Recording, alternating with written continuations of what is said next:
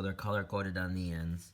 White, yellow, there's a baby blue, and this is the dark blue. For safety, please first unplug your garage door opener. Since this spring is not broken, all I have to do is open the garage door. It's gonna release the tension, and then I can just come up here and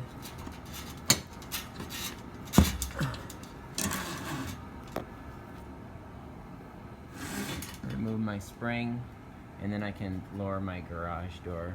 So again, it's gonna be very similar on this side.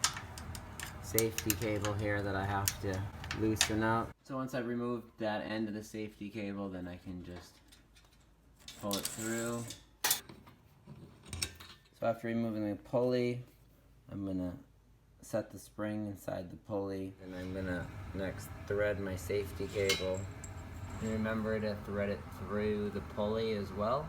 I'm gonna hang my safety cable, open the garage door, pull that up, and attach it. Spring in place. I'm gonna check to make sure that my pulleys are set. Is tighten up our safety cable.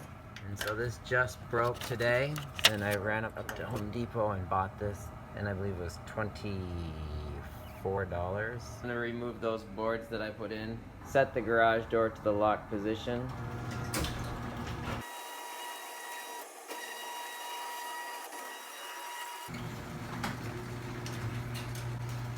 Took me about 2 hours with recording to get this done. I got both sides done.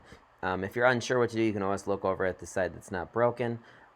If you're totally unsure, just close up the garage door, call a technician. But it is something that's fairly simple. I think most people should be able to get this without any issues. Hopefully this helps. Thanks for watching. Please like it.